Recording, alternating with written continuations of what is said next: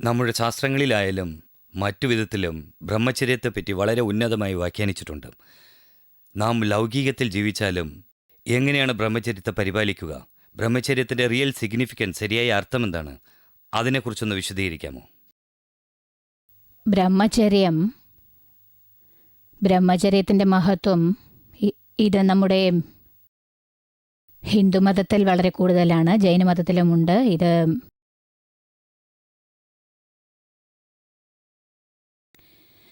4 വർണ്ണാശ്രമത്തെക്കുറിച്ചുള്ള കാര്യമാണ്. ഇതിൽ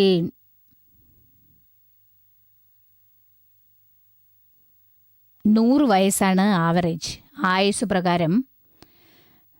അത് കണക്കിട്ട് നോക്കിയാൽ 25 വർഷങ്ങളായി 4 സെക്ഷൻ ഉണ്ടാവും.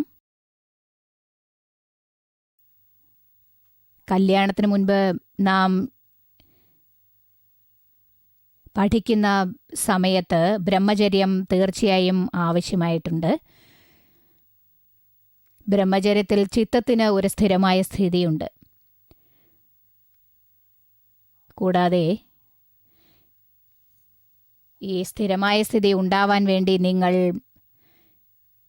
എത്ര തന്നെ പരിശ്രമിച്ചു കൊണ്ടിരുന്നാലും നിങ്ങളുടെ ബ്രഹ്മചര്യം സ്ട്രോങ് അല്ല എന്നുണ്ടെങ്കിൽ ഒരു സ്ഥിരമായ സ്ഥിതി നിലനിർത്തുന്നത് വളരെ കഷ്ടം തന്നെയാണ്. കോൺസെൻട്രേഷൻ ചിത്തത്തിൻ്റെ സ്ഥിര നിലപാടാണ്. ബ്രഹ്മചര്യത്തിൽ ചിത്തത്തിൻ്റെ സ്ഥിരമായ നിലപാട് അത്യാവശ്യമാണ്. ഇതിൽ ചിത്തത്തിനായിരിക്കും കൂടുതൽ ജോലി. മനസ്സ്, ചിത്തത്തിൻ്റെ പവർ വളരെ വേഗം അവസാനിക്കുന്നു. നിങ്ങൾക്ക് മനസ്സിലായോ?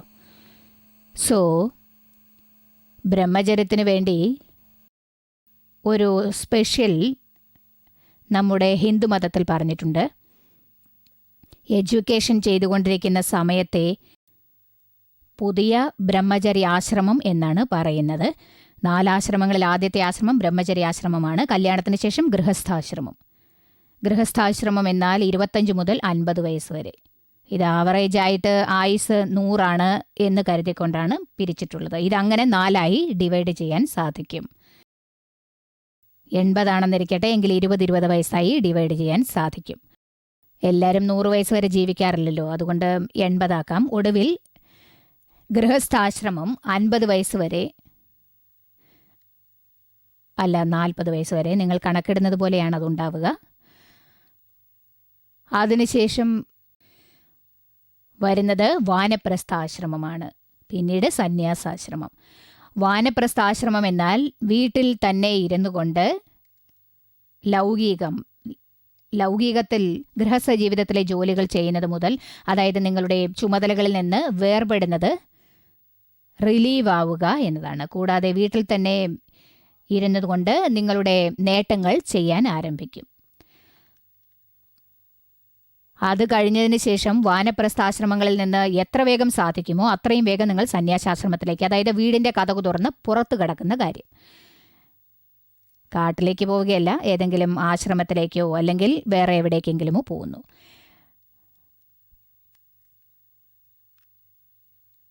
പക്ഷേ ഇക്കാലത്ത് വേറെ ആശ്രമങ്ങളിലേക്ക് പോവുക എന്നതൊന്നും പോസിബിളായ ഒരു കാര്യമല്ല. പണ്ടൊക്കെ ഇത് സാധ്യമായിരുന്നു, ഇപ്പോൾ അത് സാധ്യമല്ല. അതുകൊണ്ട് നമുക്ക് വീട്ടിൽ തന്നെ ഇരുന്നു കൊണ്ട് എങ്ങനെയുള്ള അറ്റ്മോസ്ഫിയർ ലഭിച്ചാലും അവിടെ ഇരുന്നു കൊണ്ട് അത് പ്രാക്ടീസ് ചെയ്യാൻ സാധിക്കും. വീടുണ്ട്, കഴിക്കാൻ ആവശ്യമുള്ള ആഹാരവുമുണ്ട്, പക്ഷേ അറ്റ്മോസ്ഫിയർ ചേഞ്ച് ചെയ്യാൻ സാധിക്കും. മാത്രമല്ല യാതൊരു ചുമതലകളും ഇല്ലാതെയും ഇരിക്കാം. ലൗകിക ഗൃഹസ്ഥ ജീവിതത്തിൻ്റേത്. അതിനെയും ഒരു വിധത്തിൽ സന്യാസാശ്രമം എന്ന് പറയാം. അക്കാലത്ത്, അതായത് പണ്ടൊക്കെ സന്യാസം സ്വീകരിച്ചിരുന്നില്ലേ?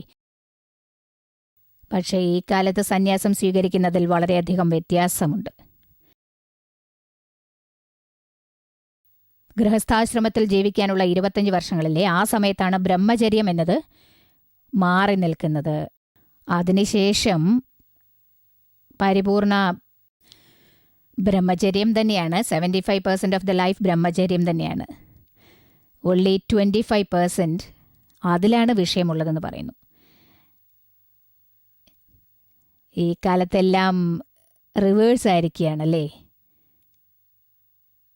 സെലിബ്രിറ്റി എന്നൊന്നില്ല. നാം പഠിക്കാൻ പരിശ്രമിച്ചുകൊണ്ടിരിക്കുന്ന സമയത്ത് ബ്രഹ്മചര്യത്തിൻ്റെ ആവശ്യമില്ല. അതുപോലെയാണ് നാം അധ്യാത്മ പരിശ്രമം നടത്തുമ്പോഴും അതിൻ്റെ ആവശ്യമുണ്ടാവും. അപ്പോൾ നിങ്ങളുടെ തീരുമാനം സ്ട്രോങ് ആയിരിക്കും. അതായത് നിങ്ങളുടെ തീരുമാനം വളരെ സ്ട്രോങ് ആയിരിക്കും. നിങ്ങൾ എന്താണോ തീരുമാനിച്ചിരിക്കുന്നത് ആ തീരുമാനത്തെ നിങ്ങൾ തീർച്ചയായും ഉറപ്പാക്കുകയാണ് ചെയ്യുന്നത്. അത് തീർച്ചയായും ഉടയുകയേ ഇല്ല. അതുമാത്രമല്ല, നിങ്ങൾ തീരുമാനിച്ചിരിക്കുന്നത് തീർച്ചയായും നിങ്ങൾക്ക് പൂർത്തിയാക്കാനും സാധിക്കും. നിങ്ങൾക്ക് മനസ്സിലായോ? മനസ്സ് സ്ട്രോങ് ആവുന്നു, ചിത്തം സ്ട്രോങ് ആവുന്നു, മനോബലം, വാക്ബലം, ദേഹബലം എല്ലാം സ്ട്രോങ് ആവുന്നു. ബ്രഹ്മചര്യത്തിലുള്ള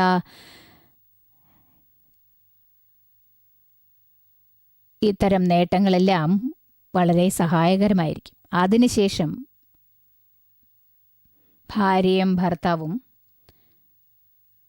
ഗൃഹസ്ഥാശ്രമത്തിലിരുന്നു കൊണ്ട് തന്നെ എല്ലാ കാര്യങ്ങളും പൂർത്തി ചെയ്യുന്നു. പക്ഷേ ഈ കലികാലത്തിൽ എന്താണെന്ന് വെച്ചാൽ ഋഷികളും മുനിവര്യന്മാരും എന്താണ് ചെയ്തുകൊണ്ടിരിക്കുന്നതെന്ന് വെച്ചാൽ കല്യാണ സമയത്ത് തീരുമാനമെടുക്കുന്നു.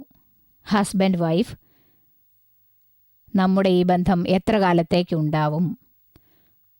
ഒരു മകൻ അല്ലെങ്കിൽ 2 ആൺകുട്ടികൾ ജനിക്കുന്നവരെ. മാക്സിമം 2 മുവരെ പോവാറില്ല, ഇപ്പോൾ 1 പോലും മതി എന്നായിരിക്കുന്നു. അതിനുശേഷം 2 പേരും ബ്രഹ്മചര്യത്തിലായിരുന്നു. പക്ഷെ 2 പേരും കൂടെ തന്നെയാണ് താമസിക്കുന്നത്, ആശ്രമത്തിൽ അല്ലെങ്കിൽ പർണശാലയിൽ അല്ലെങ്കിൽ വേറെ എവിടെയെങ്കിലും.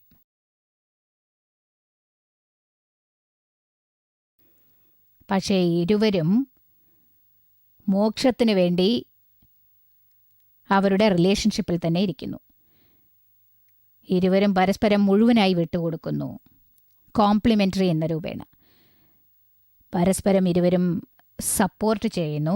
അധ്യാത്മത്തിൽ ഇനിയും കൂടുതൽ മുന്നേറണം എന്നതിന്.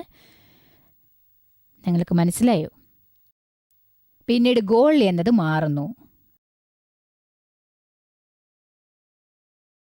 ഇതെല്ലാം പോസിബിൾ അല്ലെങ്കിൽ ഇക്കാലത്ത് എന്താണെന്ന് വെച്ചാൽ നിങ്ങളിൽ പലർക്കും ഒരു ചോദ്യമുണ്ടാവും. മാരിഡ് കപ്പിളിൽ ഹസ്ബൻഡിനും വൈഫിനും ഇടയ്ക്ക് പല മിസ്അണ്ടർസ്റ്റാൻഡിങ്സ് ഉണ്ടാവാറുണ്ട്, തെറ്റിദ്ധാരണകൾ, വളരെ വഴക്കുകൾ ഉണ്ടാവുന്നു. അതിനെല്ലാം എന്താണ് കാരണം? അത് മനസ്സിലാക്കേണ്ടതാണ്. അത് നിങ്ങൾ കണ്ടുപിടിക്കണം. എന്തുമാത്രം വിഷയങ്ങൾ അധികമുണ്ടോ, എത്രയധികം അറ്റാച്ച്മെൻ്റ് ഉണ്ടോ, അത്രയ്ക്ക് കോപവും അവിടെ ഉണ്ടാവും. ഫൈറ്റിംഗ് തുടങ്ങും. ആർഗ്യുമെൻറ്റിൽ നിന്നാണ് ഫൈറ്റിംഗ് ഉണ്ടാവുന്നത്. പണ്ടുകാലത്തൊക്കെ ഇങ്ങനെയുള്ള കാര്യങ്ങളൊന്നുമില്ലായിരുന്നല്ലോ. നമ്മുടെ കാരണവന്മാർ ജീവിച്ചിരുന്നപ്പോൾ, അന്നൊക്കെ ഇന്ത്യയിൽ പണ്ടുകാലത്ത് നമ്മുടെ ഗ്രാൻഡ് ഫാദർ, ഫോർ ഫാദേഴ്സിൻ്റെ കാലത്തൊക്കെ ബെഡ്റൂം ഇല്ല, ഡബിൾ ബെഡ്റൂം ഇല്ല, വെവ്വേറെയാണ് ഉറങ്ങിക്കൊണ്ടിരുന്നത്. അപ്പോഴൊക്കെ ഹസ്ബൻഡും വൈഫും കണ്ടുമുട്ടുന്നത് തന്നെ ദുർലഭമായിരുന്നു. Once in a while. അവരും കുടുംബജീവിതം നയിച്ചിരുന്നില്ലേ? ആരോടും ഒരു വഴക്കുമില്ലായിരുന്നു. അവർക്ക് പരസ്പരം റെസ്പെക്റ്റ് ഉണ്ടായിരുന്നു.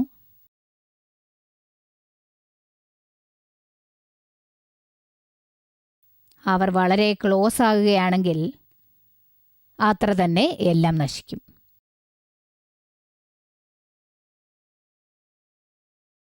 അതുകൊണ്ട് ഗൃഹസ്ഥാശ്രമത്തിലിരുന്നു കൊണ്ട് ബ്രഹ്മചര്യത്തെ പരിപാലിക്കണമെങ്കിൽ സ്റ്റെപ്പ് ബൈ സ്റ്റെപ്പ് പോയി നമുക്കത് അച്ചീവ് ചെയ്യാൻ സാധിക്കും. 100% സ്റ്റെപ്പ് ബൈ സ്റ്റെപ്പായി പോയിട്ട് നമുക്കത് അച്ചീവ് ചെയ്യാൻ സാധിക്കും. ഹസ്ബൻഡ് വൈഫ് 2 പേരും ഒന്നിച്ചിരുന്ന് ഒരാൾ മറ്റൊരാൾക്ക് എല്ലാ സപ്പോർട്ടും ചെയ്തു കൊടുക്കുന്നു, ഒരു തീരുമാനമെടുക്കുന്നു. നാം ഈ കാര്യത്തിൽ ഒരു ലിമിറ്റേഷൻ ഉണ്ടാക്കണം, കൺട്രോൾ ചെയ്യണം.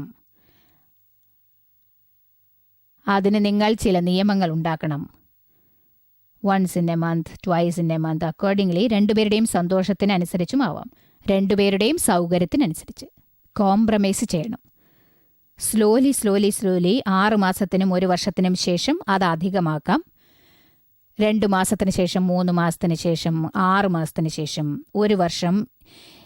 ഇങ്ങനെ ഇരുന്നു കൊണ്ട് 5 വർഷം കൊണ്ട് നിങ്ങൾക്ക് കംപ്ലീറ്റായി വിമോചിതരാവാനാവും. ഈ വഴി വളരെ എളുപ്പമാണ്. ഒരുപക്ഷേ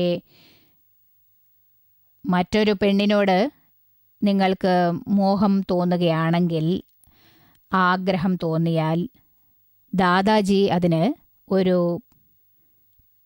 പരിഹാരം പറഞ്ഞു തന്നിട്ടുണ്ട്. Shoot at sight. ഉടനെ പരിഹാരം ചെയ്തേ തീരൂ. മനസ്സിനകത്ത് ദിസ് ഈസ് റോങ്, ഇത് ചെയ്യാൻ പാടില്ല. നമ്മുടെ ഉള്ളിൽ ഒരധികാരമുണ്ട്. കല്യാണം കഴിഞ്ഞില്ലേ, അതിൻ്റെ ലിമിറ്റേഷൻസ് നിങ്ങൾക്കുണ്ടായിരിക്കണം. അതിനുമുപരി തെറ്റായ ഒരു സങ്കല്പവും ഉണ്ടാവാൻ പാടില്ല.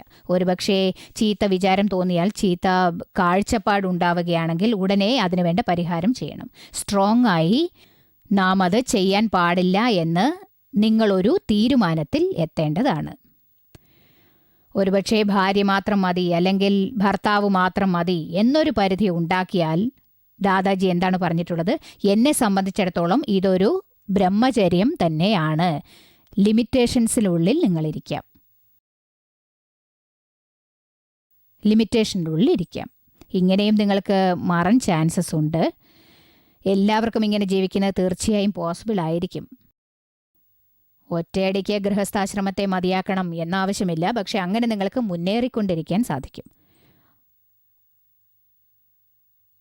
ഒരുപക്ഷെ ഇവിടയ്ക്ക് എവിടെയെങ്കിലും നിങ്ങളുടെ ചിന്തകൾ ചീത്തയാവുകയാണെങ്കിൽ, യങ് ഏജിൽ എന്തെങ്കിലും പറ്റിയാൽ, അതിനായി മനസ്താപപ്പെട്ട് ഉടനെ പരിഹാരം ചെയ്ത് എല്ലാം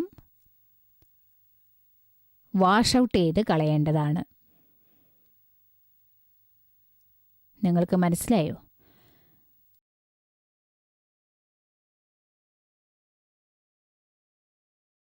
ആത്മാവിൻ്റെ സ്പഷ്ടവേദന എന്ന് പറയുന്നില്ലേ, അത് ബ്രഹ്മചര്യത്തിൽ നിന്നാണ് ഉണ്ടാവുന്നത്. ഇതെല്ലാവർക്കും സാധാരണ ഉണ്ടാവുന്നത് തന്നെയാണ്. പക്ഷേ ബ്രഹ്മചര്യം എല്ലാവർക്കും ഉണ്ടാവുന്നില്ല. അതുവരെ ഈ സ്പഷ്ടവേദനയും ഉണ്ടാവില്ല. എല്ലാറ്റിലും ആദ്യം അവരുടെ അഭിപ്രായത്തെ ഉടയ്ക്കണം. ഒപ്പീനിയൻ റിഗാർഡിംഗ് വാട്ട് ബ്രഹ്മചര്യം ഈസ്. ജനറലി നമ്മുടെ ഒപ്പീനിയൻ എന്താണെന്ന് വെച്ചാൽ, നമ്മുടെ അഭിപ്രായം this is natural, what is wrong in it എന്ന് പറയും. നിങ്ങൾ നാച്ചുറൽ എന്ന് എന്തിനെയാണ് പറയുന്നത്? അതിൻ്റെ ഡെഫിനിഷൻ നിങ്ങൾക്ക് മനസ്സിലായിരിക്കണ്ടേ? ഇല്ലെങ്കിൽ അൺനാച്ചുറൽ ആവും, പ്രകൃതിക്ക് വിരോധമായി തീരും. നാച്ചുറൽ എന്ന് എന്തിനെയാണ് പറയുന്നത്? പശു, പക്ഷി, അനിമൽസ്, ഇവയെല്ലാം നാച്ചുറലാണ്. എത്രയാണ് ലിമിറ്റഡ് ആയിട്ടുള്ളത്, എത്രയാണ് നാച്ചുറൽ ആയിട്ടുള്ളത്? സീസണൽ ആയിട്ടുള്ളത്. മനുഷ്യൻ എവിടെയാണ് ഇങ്ങനെയുള്ളത്? അത് നമുക്ക് പറയാനേ പറ്റില്ല. ഇത് നാച്ചുറൽ ആണ് എന്ന് പറയാൻ പറ്റില്ല. എവിടെയാണ് നാച്ചുറൽ ആയിട്ടുള്ളത്?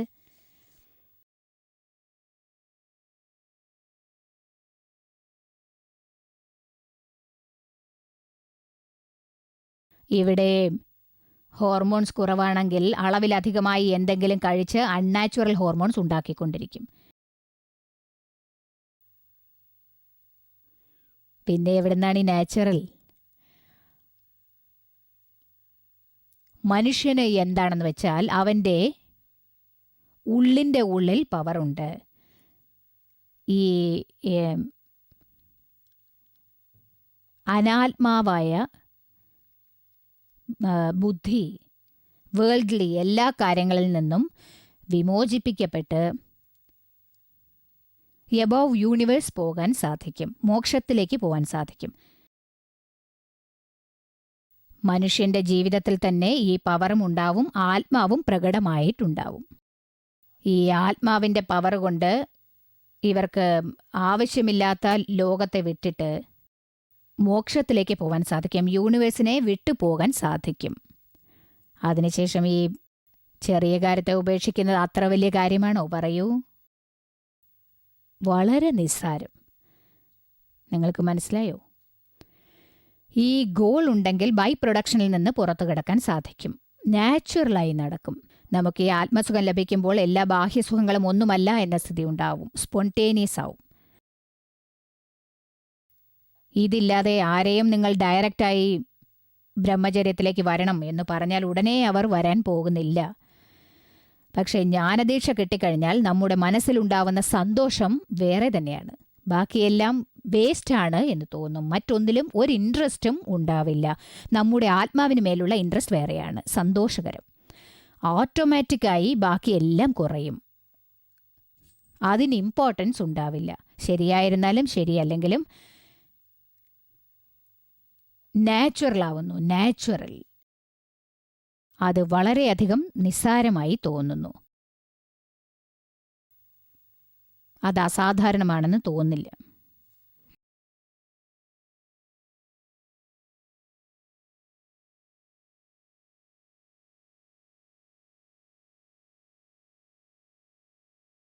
മുരാരി ബ്രദർ ഒരു നല്ല ചോദ്യം ചോദിച്ചിരിക്കുന്നു. അധ്യാത്മത്തിൽ ബ്രഹ്മചര്യത്തെ എങ്ങനെയാണ് മുറുകെ പിടിക്കേണ്ടത് എന്ന് ചോദിച്ചു.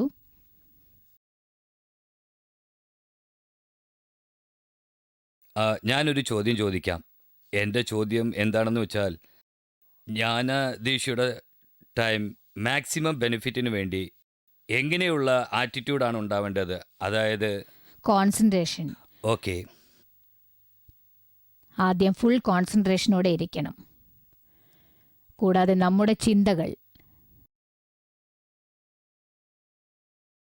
ഈ ജീവിതത്തിലെ ചിന്ത എന്താണ്, എത്രയോ ലൈഫിൻ്റെ നമ്മുടെ ടോപ്പ് മോസ്റ്റ് ലക്ഷ്യം ഇത് തന്നെയാണ്. അതായത് നാം ആത്മാവിനെ പ്രാപ്തമാക്കണം. ഈ വിഷയത്തിനായി എന്തുമാത്രം സന്തോഷത്തോടെയും ഉല്ലാസത്തോടെയും ആനന്ദമായും ഇരിക്കണം. ഇത് നമുക്ക് തീർച്ചയായും ആവശ്യമാണ്. നമുക്ക് എത്ര 100 വയസ്സായാലും ഈ കാര്യത്തിന് തീർച്ചയായും നന്ദി പറയേണ്ടതാണ്.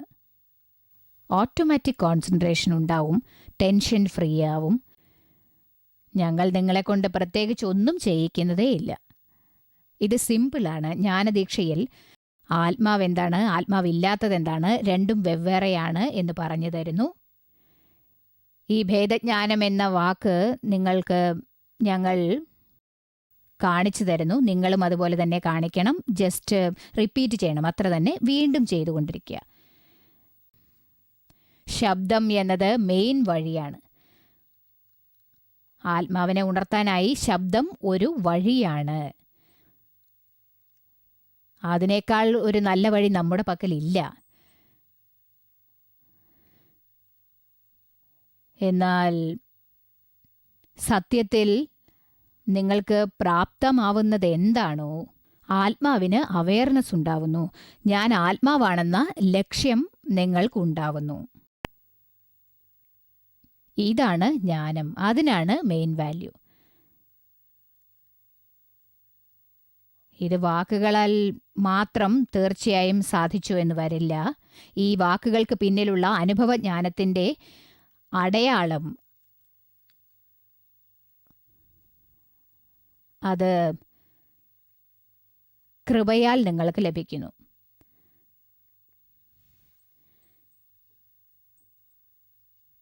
ഇതിന് ബുദ്ധി ഉണ്ടാവണം എന്ന ആവശ്യമില്ല. ഫസ്റ്റ് കണ്ടീഷൻ, ബുദ്ധിയും ആത്മാവും രണ്ടും ഓപ്പോസിറ്റ് ഡയറക്ഷനിലാണുള്ളത്, നോർത്ത് ആൻഡ് സൗത്ത്.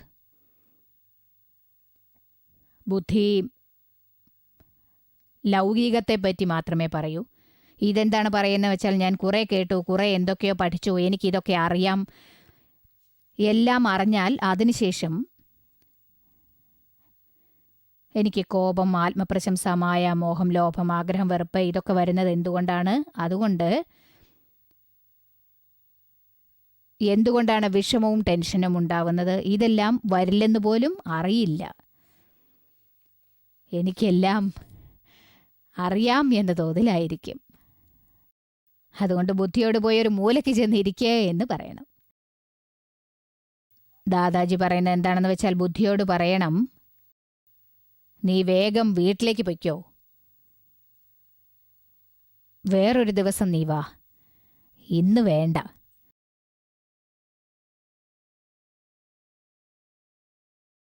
നീ പറയുന്നത് കുറെ കേട്ടു, ഇനിയെങ്കിലും ഞാൻ ആത്മാവ് പറയുന്നു ഒന്ന് കേൾക്കട്ടെ.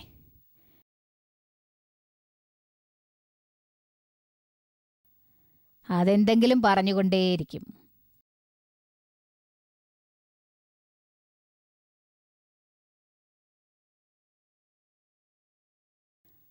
അതുകൊണ്ടാണ് ഞാൻ പറയുന്നത്, നിങ്ങൾക്ക് എന്തെങ്കിലും പ്രശ്നമുണ്ടെങ്കിൽ നിങ്ങൾ ഉടനെ ചോദിച്ച് അത് ക്ലിയർ ചെയ്യണം. ബുദ്ധിയെ ചോദ്യങ്ങൾ ചോദിക്കാൻ ഒരിക്കലും അനുവദിക്കാൻ പാടില്ല. അതിനെ ഒന്നും ചെയ്യാൻ അനുവദിച്ചു കൊടുക്കരുത്, ഒന്നും ചോദിക്കരുത്. ക്ലിയർ ആയിരിക്കണം. ചിലർ ഇങ്ങനെയും പറയുന്നു, അതായത് ജ്ഞാനദീക്ഷ വാങ്ങുമ്പോൾ അവർ റെഡിയായിരിക്കുകയില്ല, അതായത് അവർ ഫാമിലിയുടെ കൂടെയാണ് വരുന്നത്, അല്ലെങ്കിൽ അവർ ക്ലിക്കാവുന്നില്ല. ഇതെല്ലാം സംഭവിക്കാൻ പാടില്ലെന്നുണ്ടെങ്കിൽ എന്താണ് ചെയ്യേണ്ടതെന്ന് പറയാമോ?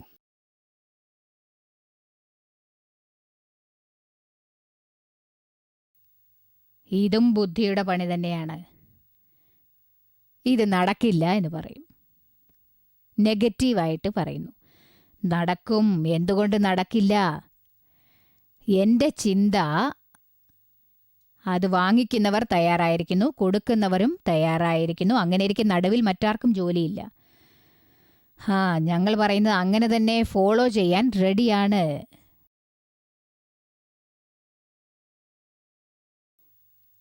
Full preparation. നിങ്ങൾക്ക് മനസ്സിലായോ? നിങ്ങൾ ഒന്നിനെക്കുറിച്ചും വിഷമിക്കേണ്ട. ഇവിടെ യാതൊരു നിയമവുമില്ല. അതായത് റെഡിയല്ലെങ്കിൽ ഇതും റെഡിയല്ല, റെഡിയല്ലെങ്കിൽ ഇതിനും ഒന്നും ആവില്ല, റെഡി ആണെങ്കിലും ഇതിനൊന്നും ആവില്ല എന്ന് പറയണം.